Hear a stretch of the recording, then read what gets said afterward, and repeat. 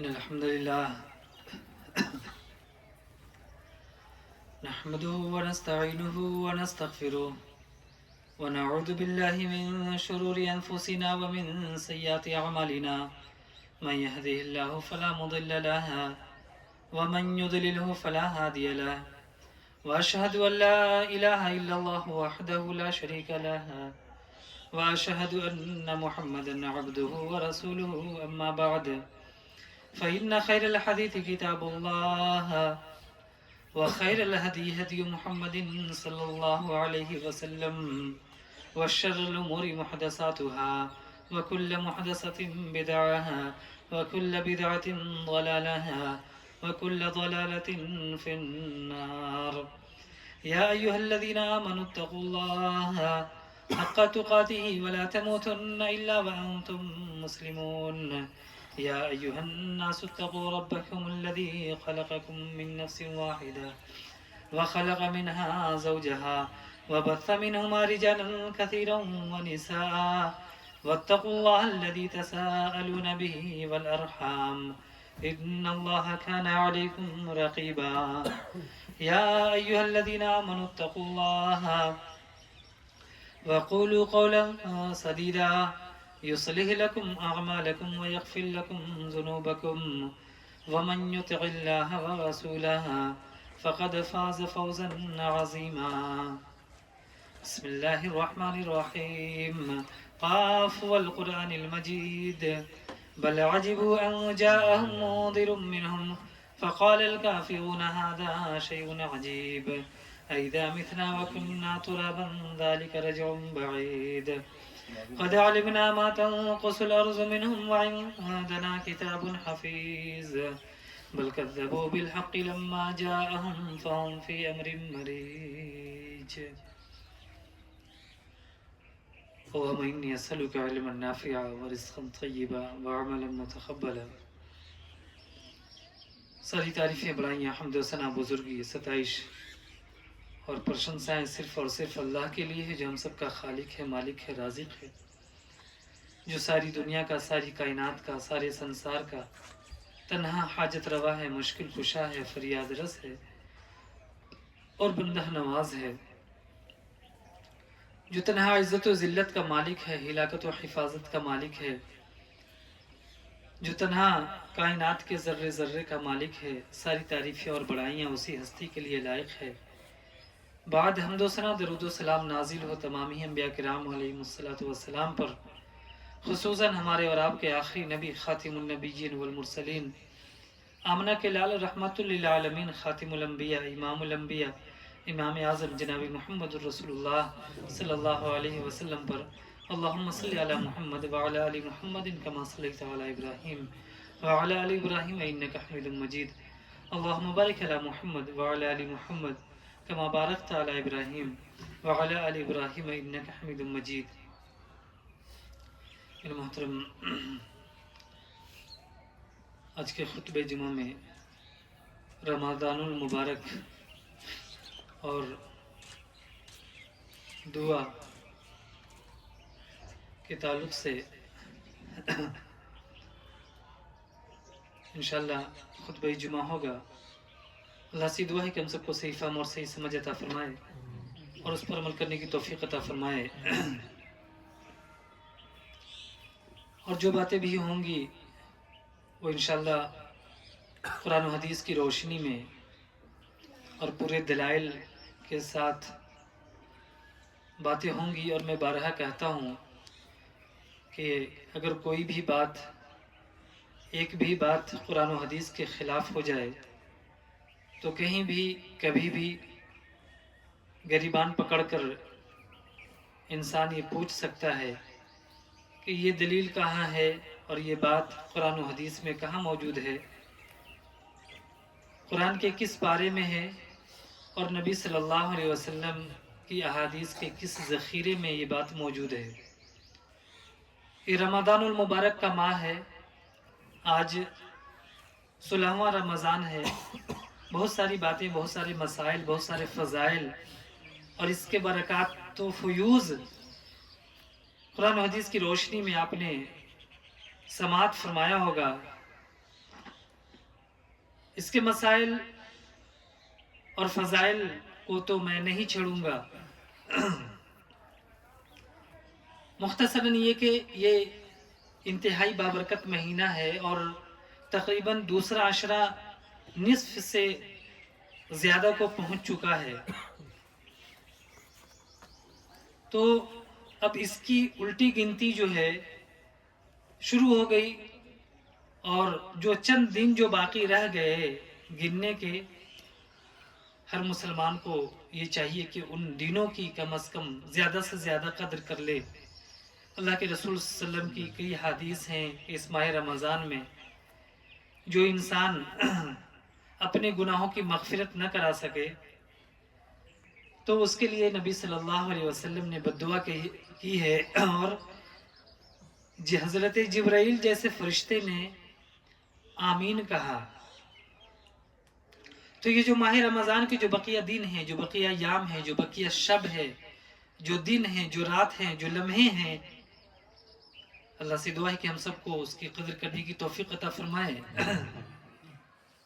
یہ مہینہ بڑا بابرکت مہینہ ہے، بہت ساری طرح کی عبادتیں اس ماہ میں اکٹھی ہوتی ہیں، اللہ سے قریب ہونے کا ایک موقع آتا ہے یہ مہینہ، اور اپنے آپ کو اللہ سے قریب کرنے کا ایک خاص لمحہ آتا ہے، اور گھڑیاں آتی ہیں۔ یوں تو ہر سال اور سال کے پورے مہینے ہی ہر وقت انسان اللہ سے متوجہ ہو سکتا ہے، اللہ کی جانب متوجہ ہو کر، اللہ سے مخاطب ہو کر، اللہ کے حضور سر بسجود ہو کر اپنی درخواستیں رکھ سکتا ہے، دعائیں مانگ سکتا ہے، اپنی مرادیں مانگ سکتا ہے، اپنی ضرورتیں اس کے سامنے رکھ سکتا ہے۔ اللہ کے رسول صلی اللہ علیہ وسلم نے فرمایا کہ اگر تمہیں جوتے کے ایک تسمے کی بھی اگر ضرورت پڑے تو تم اللہ سے مانگا کرو۔ یہ مہینہ بالخصوص اللہ سے قریب ہونے کا، اللہ سے دعائیں مانگنے کا، اپنے لیے، اپنی اولاد کے لیے، اپنے سماج کے لیے، اپنے ملک کے لیے، اپنے خاندان کے لیے، پوری دنیائے انسانیت کے لیے ایک خاص وقت ہوتا ہے رمضان۔ یہ تو ماہ ہی ایسا ہے کہ پوری دنیا میں الحمدللہ اس ماہ میں جرائم کم ہو جاتے ہیں، اور بڑے بڑے جو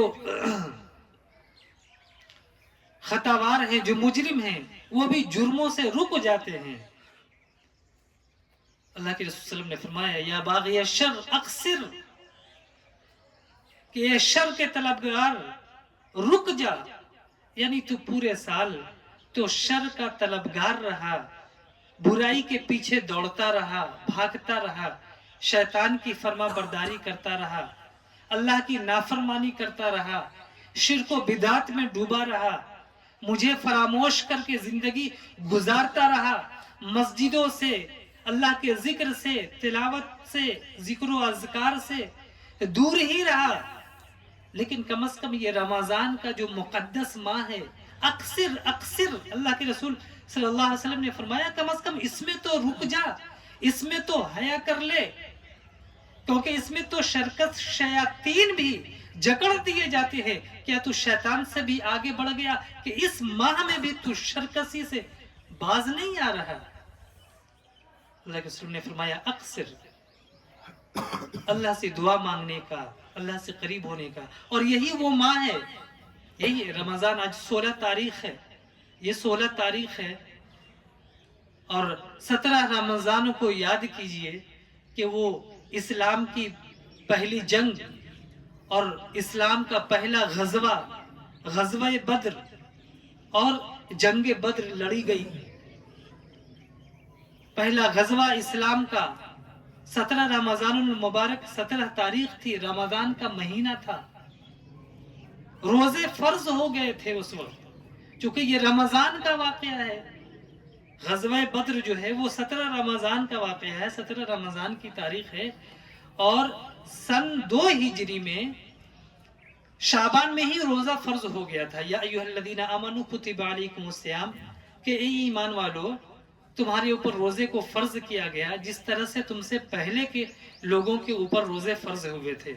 ये शाबान में ये आयत करीमा नाजिल हुई, शाबान के महीने में। और शाबान का जो महीना होता है वो रमजान से पहले वाला महीना होता, बिफोर होता है शाबान का महीना। और उसके बाद रमजान का माह है, तो जाहिर सी बात है रोजे की फर्जियत नाजिल हो गई थी। सहाबा कराम ने रोजे की हालत में ये लड़ाई, ये जंग की तैयारियां की थी, और फिर जंग की थी। और वो भी कैसी जंग, कोई मामूली जंग नहीं थी। ये पहली जंग तो ऐसी जंग थी, हर मुसलमान को सीरत तैयबा का मुताला करना चाहिए। अल्लाह के रसूल सल्लल्लाहु अलैहि वसल्लम की जिंदगी और सवाने और जीवनी पढ़ाना चाहिए, बच्चों को पढ़ाना चाहिए, खवातीन को पढ़ाना चाहिए, मुताला करना चाहिए, घरों में बाज़ाब्ता दर्स दिया जाना चाहिए। तफसीर है और सीरत है, एक हर मुसलमान को एक वक्त मुकर्रर करना चाहिए कि खवातीन को इतनी देर सीरत का दर्स देंगे, 2 महीने सीरत का दर्स चलाएंगे, 2 महीने तफसीर चलाएंगे, नमाज में पढ़ी जाने वाली जो सूरतें हैं उसका मुताला करवाएंगे, उसका मतलब समझाएंगे, उसके मानी को समझाएंगे, बच्चों की तरबियत करेंगे, ज़हन साजी करेंगे बचपन से। इस तरह से घर का माहौल बनेगा, समाज का माहौल बनेगा, पूरी दुनिया में दीनी फिजा कायम होगी। यही वो रमजान का महीना है। साहब कराम रजी अल्लाह ताला अलैहिम अजमाइन की कितनी जमात है हम सभी जानते हैं। वो 313 लोग थे, मुख्तसर 313। और दूसरी तरफ 1000 का लश्कर जर्रार है, और वो भी हथियारों से लैस है। उनके पास घोड़े हैं, उनके पास दूसरे असबाब मुहैया है, नेज़े हैं, तलवार है, और इधर ये निहत्ते मुसलमान हैं।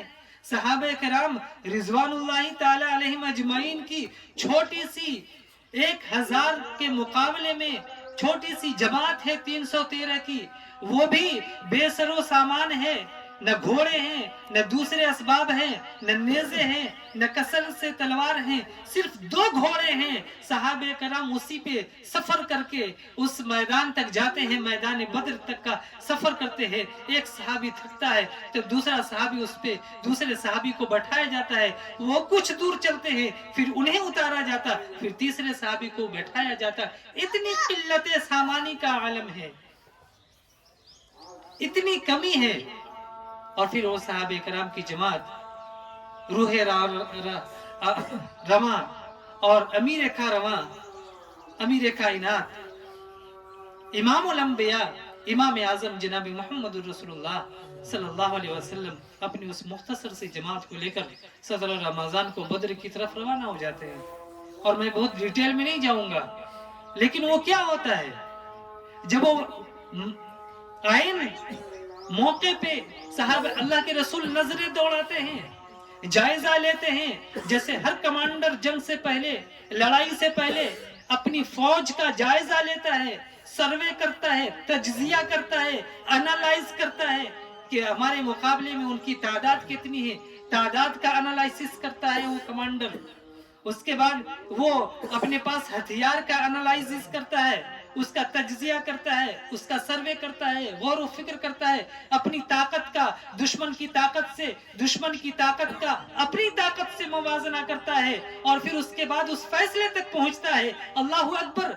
ये भी मेजर और जनरल और कमांडर सिपाह सालार अल्लाह के रसूल सल्लल्लाहु अलैहि वसल्लम भी उस अपनी फौज का 313 का मुवाजना करते हैं, जायजा लेते हैं। जब वो जायजा लेते हैं तो ये देखते हैं कि उधर तो 1000 का लश्कर है, उधर तो इतने घोड़े हैं, इतने तलवार हैं, इतने नेज़े हैं, हमारे पास तो सिर्फ 313 हैं, वो भी भूखे प्यासे सहाबा हैं। अल्लाहु अकबर। जहाँ पे सहाबे कराम का क़याम हुआ था वहां पे पानी भी मौजूद नहीं था, वो रेत वाली जगह थी, और जहाँ पे कुफार ने खेमे लगाए थे वहां पे पानी भी मौजूद था, और वो जमीन भी बैठी हुई थी।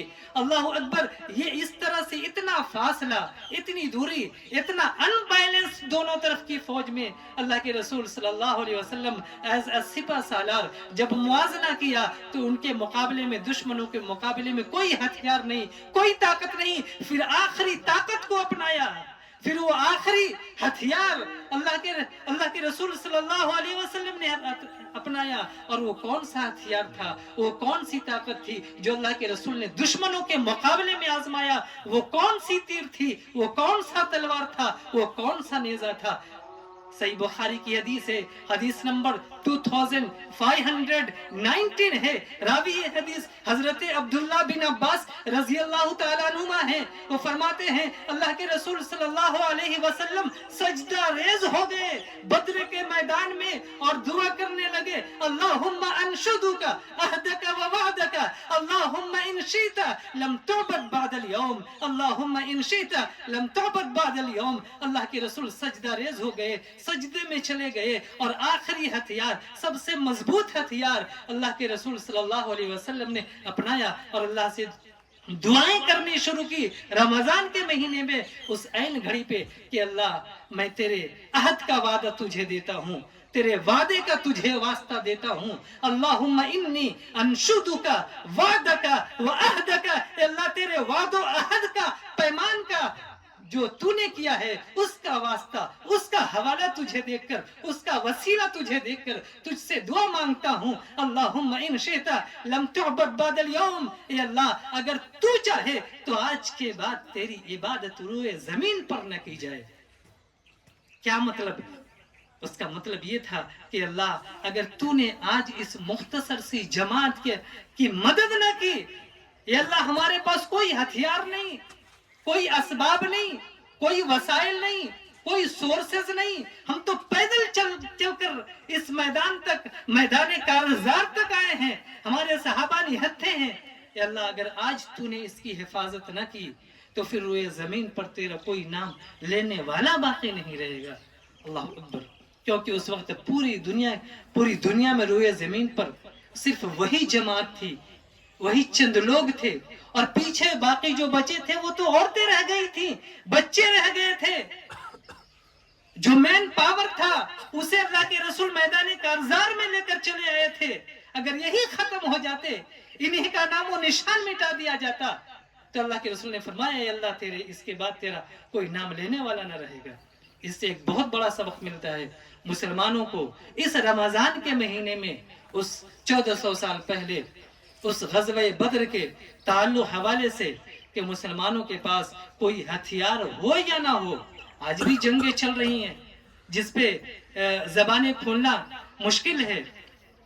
اللہ اسلام کی فتح دے اور مسلمانوں کو تقویت نصیب فرمائے۔ لوگ فرماتے ہیں کہ جناب یہ بتائیے کہ اسٹینڈ کیا ہے، کیا لیا جائے؟ ہم بتاتے ہیں آپ کو رمضان کے مہینے میں، اس مہینے میں اسٹینڈ لینے کی ضرورت کیا ہے، کس نے کہا ہمیں اسٹینڈ لینے کو یا ہمیں اسٹینڈ جاننے کو؟ اس معاملے میں ہمارا جو کام ہے رمضان میں، ہم اللہ سے دعا کریں، اللہ سے اپنے گناہوں کی مغفرت طلب کریں، نبی صلی اللہ علیہ وسلم کی اس تاریخ کو یاد کریں کہ اگر آج بھی ہم نہتے ہیں، ہم بے سر و سامانی کے عالم میں ہیں کہیں، تو اللہ رب العزت سے ہی دعا کریں۔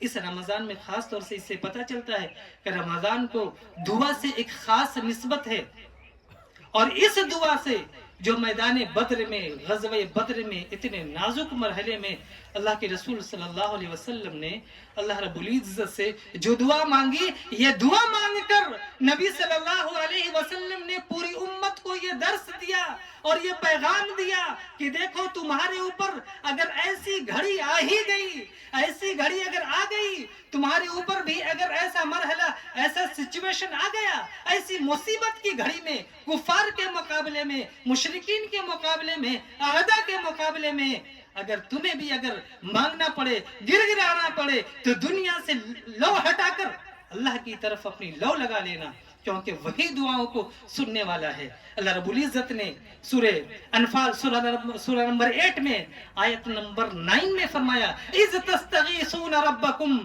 فَاسْتَجَابَ لَكُمْ أَنِّي مُمِدُّكُمْ بِأَلْفٍ مِّنَ الْمَلَائِكَةِ مُرْدِفِينَ۔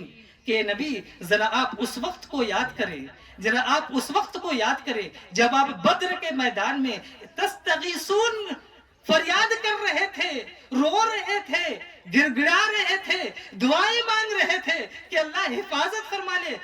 फस्तजाब लकुम, तो उसने तुम्हारी दुआ कबूल फरमा ली। अन्नी मुमिद्दुकुम बिअल्फिन मिनल मलाइकति मुर्दिफीन, कि मैं लगातार पे दर पे 1000 फरिश्तों से तुम्हारी मदद करूंगा। अल्लाहु अकबर। और फिर अल्लाह रब्बुल इज्जत ने दुआएं कबूल की। और फिर क्या हुआ, उस फैसला कुन, उस पहली जंग में, गज़वे बद्र में, आज भी दुनिया हैरान है उस जंग का स्टडी करके, उसका मुताला करके, कि वो कौन सी ताकत थी, वो कौन सा हथियार था। कुफारे मक्का 70 काफिर और बड़े बड़े सरदार जो थे मक्का के, वो 70 कत्ल किए गए थे और 70 उसमें कैद किए गए थे, 70 कैदी बनाए गए थे। और बहुत मामूली साहबे कराम इधर से शहादत हुई थी और बड़े बड़े लोग उसमें कुफारों के शहीद हुए थे। एकदम कमर टूट गई थी इस पहली जंग में, किसी ने सोचा नहीं था। वो तो ललकारते हुए चले आए थे कुफारे मक्का। अबू सुफियान ने जाकर जब खबर दी कि मोहम्मद के साथियों ने रास्ता रोकने की कोशिश की है, तो वो तो तन तनाए हुए आए थे कि आज मोहम्मद और उनके साथियों का पता आज लगा ही देंगे, उन्हें अपनी औकात आज बता ही देंगे। अल्लाह ने उन्हें अपनी औकात बता दी। ये किस चीज की ताकत थी? मुअर्रिखीन आज हैरान हैं मेरे मोहतरम। अगर वो ताकत थी तो अल्लाह से ताल्लुक की ताकत थी। और अल्लाह के रसूल सल्लल्लाहु अलैहि वसल्लम ने बताया कि दुनिया की सारी ताकतें अगर फेल हो जाए, सारा हथियार अगर फेल हो जाए, सारे असबाब अगर फेल हो जाए, इंसान बिल्कुल निहक्का हो जाए, तब भी एक मोमिन और एक मुस्लिम और एक ईमान वाला वो निहक्का नहीं होता, बेलैस नहीं होता, बेसरो सामान नहीं होता, क्योंकि उसके पास सबसे बड़ी ताकत होती है, सबसे बड़ी ताकत होती है, वो ईमान की ताकत होती है, ईमान की कुव्वत होती है, दुआ की ताकत होती है। और इस दुआ से अल्लाहुम्मा इन्नी अनशुदुका अहदका व वअदका, ए अल्लाह मैं तेरे वादे का और मैं तेरे अहद का वास्ता देकर तुझसे दुआ मांगता हूँ। इससे एक बात का ये भी पता चलता है कि आज न जाने हमारे मुआशरे में लोग किस किस चीज के हवाले दे रहे हैं, लोग किन चीजों का वसीला पकड़ रहे हैं, किन किन चीजों के वास्ते से, किन किन हस्तियों के वास्ते से दुआएं मांग रहे हैं। इसी यही वजह है कि आज हमारी दुआएं कबूलियत के दर्जे को नहीं पहुंचती, पहुंचने से पहले ही लौटा दी जाती हैं या रद्द कर दी जाती हैं, रद्दियों के टोकरी में फेंक दी जाती हैं। क्योंकि नबी सल्लल्लाहु अलैहि वसल्लम के बताए हुए तरीके पर हम अल्लाह से दुआ भी नहीं मांगते। अगर अल्लाह को पुकारते भी हैं, कभी खालिस अगर अल्लाह को पुकारते भी हैं मुसीबत में, तो उस तरह से नहीं पुकारते जैसे कुरान और हदीस में हमें पुकारने का तरीका बताया गया, जैसे नबी सल्लल्लाहु अलैहि वसल्लम ने अल्लाह को पुकारने के उसूल बताए। कहा अगर अल्लाह को वसीला ही देना है, हवाला ही देना है, तो उसके वादो अहद का वास्ता देकर दुआ मांगो, क्योंकि अल्लाह ने ईमान वालों की हिफाजत का, ईमान वालों की सरबलंदी का वादा किया है। व अंतुमुल आलौन इन कुंतुम मुमिनीन, तुम ही सरबलंद रहोगे, तुम ही तख्तो सल्तनत वाले रहोगे अगर तुम मोमिन हो, अगर तुम ईमान वाले हो। अल्लाह ने तो बुलंदी का वादा किया। इसी हिंदुस्तान की सरजमी पर 800 साल तक मुसलमानों ने हुकूमत की, और बारहा कहता हूं कि आज वही 800 साल तक हुकूमत करने वाले इसी धरती पर गुलामी की जिंदगी बसर कर रहे हैं। और जो कभी गोधरा स्टेशन पर जो कभी गुलामी किया करता था, आज इस देश का प्रधानमंत्री और प्राइम मिनिस्टर बना हुआ है। आज मुसलमानों को अल्लाह के हुक्म से तो एक पत्ता नहीं हिलता, एक दाना जमीन से नहीं उगता, एक जर्रा इधर से उधर नहीं होता। इतना बड़ा तख्त, इतनी बड़ी सल्तनत इधर से उधर कैसे हो गई? क्योंकि ईमान की वो ताकत नहीं रही, ईमान की वो कुव्वत हमारे पास नहीं रही। आज भी अगर दुआ मांगनी है तो इस अहदो वादे के साथ आज एक मोमिन ये दुआ मांगे, ये अल्लाह तेरा वादा है, तेरा अहद है, तूने तो मुसलमानों से वादा किया है, इन कुंतुम मोमिनीन। ऐसा नहीं कि सिर्फ 1400 साल पहले ही के लिए ये वादा था, या फिर ताबीन के लिए ये वादा था, अंग्रेजों के जमाने के लिए ये वादा था, बाबर के जमाने के लिए ये वादा था, औरंगजेब के जमाने तक ही ये वादा था। नहीं, अभी भी अल्लाह के ये वादा है और क़यामत तक के लिए अल्लाह का वादा रहेगा कि जब जब तू मुझे पुकारेगा तब तब मैं तेरी पुकार को सुनूंगा। اسے قبول کروں گا، تیری مرادیں پوری کروں گا۔ اللہ رب العزت نے تو وعدہ کر رکھا مسلمانوں سے، لیکن پکارنا، اللہ کو پکارے بھی تو ہم طریقے سے۔ اللہ کے رسول صلی اللہ علیہ وسلم نے فرمایا اگر وسیلہ ہی دینا ہے، پکارنا ہی ہے اللہ کو اگر دعاؤں میں حوالہ دے کر ہی اگر بلانا ہے تو اللہ کے رسول نے فرمایا للہ الاسماء الحسنى، للہ الاسماء الحسنى فادعوہ بہا، کہ اللہ کے اچھے اچھے نام ہیں، اللہ کے اسماء حسنہ ہے، ان ناموں کا، ان اسماء کا، اسماء حسنہ کا حوالے سے، اس کے واسطے سے، اس کے وسیلے سے دعا کرو، اللہ کو پکارو۔ ایک حدیث میں جس کی سند صحیح ہے، اللہ کے رسول صلی اللہ علیہ وسلم نے فرمایا العزو بیا ذل جلال والاکرام، العزو بیا ذل جلال والاکرام، کہ ذل جلال والاکرام کہہ کر اللہ سے گڑ گڑایا کرو۔ العزو کے الفاظ ہیں جس کا مطلب ہے کہ گڑ گڑا کر مانگا کرو۔ کیسے؟ یا غریب نواز، آج ہم لوگوں نے اگر کہنا ہی ہے غریب نواز کیا کر، اے اللہ تو ہی غریب نواز ہے، آج ہم نے کہاں بنایا؟ کس سے دعائیں مانگ رہا مسلمان؟ کیسے ہوگا؟ شور ہے، ہو گئے دنیا سے مسلمان نابود، شور ہے، ہو گئے دنیا سے مسلمان نابود۔ ہم یہ کہتے ہیں کہ تھے بھی کہیں مسلم موجود، پکارنا کسے تھا؟ غریب نواز کسے، کون تھا؟ مشکل کشا کون تھا؟ آج ہم نے کسے بنا دیا؟ غریب نواز کا میننگ کیا ہے؟ کیا مطلب ہے؟ کم از کم مطلب پہ ہی مسلمان غور کر لیتا۔ غریب نواز کا مطلب ہے غریبوں کو نوازنے والا۔ تو غریبوں کو نوازنے والا کون ہے؟ امیروں کو نوازنے والا کون ہے؟ انسانوں کو نوازنے والا کون ہے؟ ارے وہ تو سمندر کے تہ میں بھی وہ جاندار مخلوق کو نوازتا، جہاں تک آج کی سائنس اور ٹیکنالوجی نہیں پہنچی۔ سائنس نے تو آج تک کچھ ہی مخلوقات کا پتہ لگایا کہ اتنی لیونگ تھنگس ہیں، آج تو ہم گن بھی نہیں سکے، آج تک اتنی صدیاں گزر گئی، آج تک ہم مخلوق کو گن تک نہیں سکے۔ اسے روزی دینا، اس کی سننا تو دور کی بات۔ مشکل کشا کون ہے؟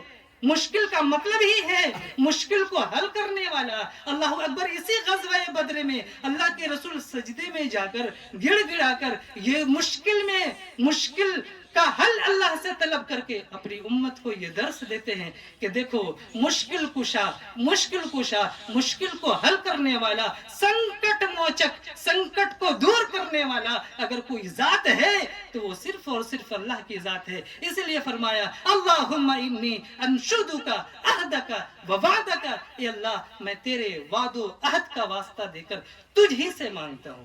مسلمانوں کو یہ درس دیا، اپنی امت کو یہ درس دیا اللہ کے رسول صلی اللہ علیہ وسلم نے۔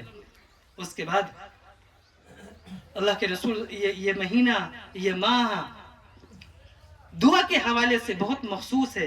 ابھی آج 16 تاریخ بھی ہو گئی، اس کے بعد ابھی لیلۃ القدر جو ہے اس کا آغاز ہو جائے گا، شب قدر کی شروعات ہو جائے گی، جس کی راتیں خاص طور سے اللہ رب العزت سے قریب ہونے کا اور اللہ سے لو لگانے کا، اللہ سے تعلق قائم کرنے کا، اپنے گناہوں کی مغفرت طلب کرانے کا بہترین مواقع ہیں۔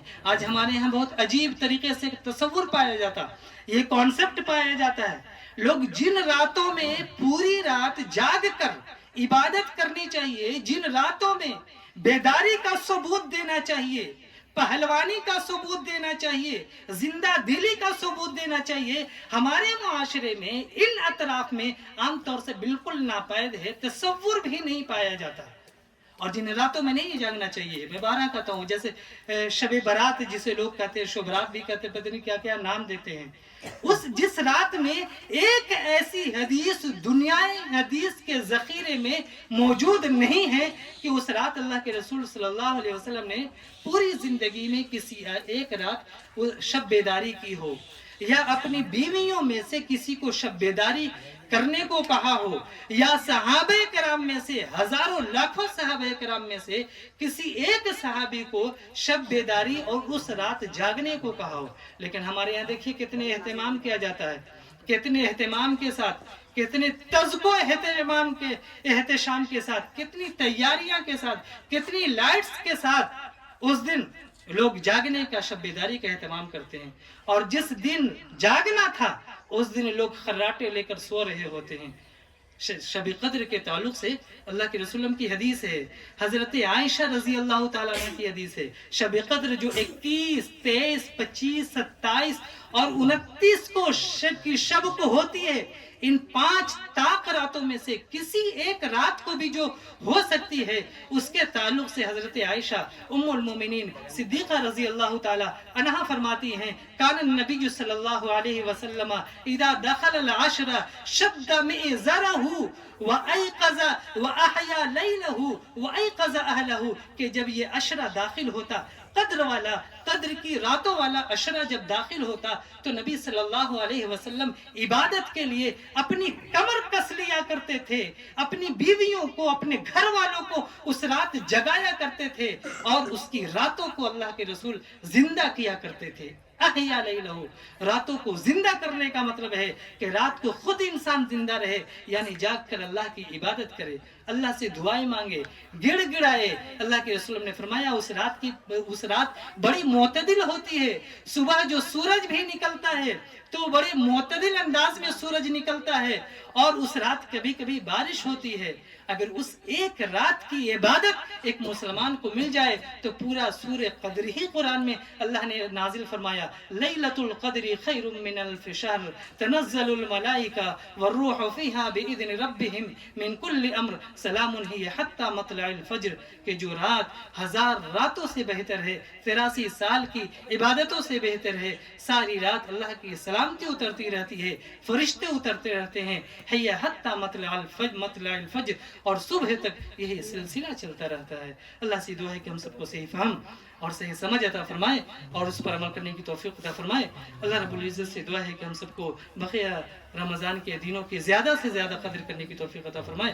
اللہ رب العزت سے دعا ہے کہ اس ماہ میں عبادتیں کرنے کی توفیق عطا فرمائے، اور جو ہم سے کوئی روزے ہیں، نمازیں ہیں اور تراویح ہیں، تہجد ہیں، اللہ رب العزت اسے قبول فرمائے، جو بیمار ہیں انہیں صحت و تندرستی نصیب فرمائے، پوری دنیا میں توحید کی فضا قائم فرما دے۔ اللہ رب العزت سے دعا ہے کہ شرک و بدعت سے ہم سب کی حفاظت فرمائے، ہمارے ملک میں اور پوری دنیا میں امن و شانتی کی فضا قائم فرمائے۔ اللہ رب العزت سے دعا ہے کہ اللہ اپنے حرمین کی حفاظت فرمائے، حرمین کے محافظین کی حفاظت فرمائے۔ اللہم ربنا تقبل منا انکا انت السمیع العلیم۔ عباد اللہ رحمکم اللہ۔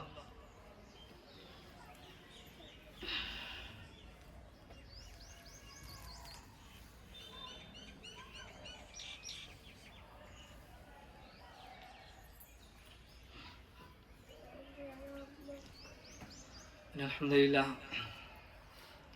نحمده ونصلي على رسول الكريم اما بعد اعوذ باللہ من الشیطان الرجیم بسم اللہ الرحمن الرحیم ان اللہ وملائکته يصلون على النبی یا ایها الذین آمنوا صلوا علیہ وسلموا تسلیما اللهم صل على محمد وعلى آل محمد كما صليت على إبراهيم وعلى آل إبراهيم إنك حميد مجيد اللهم بارك على محمد وعلى آل محمد كما باركت على إبراهيم وعلى آل إبراهيم إنك حميد مجيد اللهم أرنا الحق حقا وارزقنا اتباعه اللهم أرنا الباطل باطلا وارزقنا اجتنابه اللهم ربنا لا تؤاخذنا إن نسينا أو أخطأنا اللهم ربنا لا تحمل علينا إسرا كما حملته اللهم ربنا لا تحملنا ما لا طاقة لنا به واعف عنا واغفر لنا وارحمنا أنت مولانا فانصرنا على القوم الكافرين اللهم اغفر لنا للمؤمنين والمؤمنات والمسلمين والمسلمات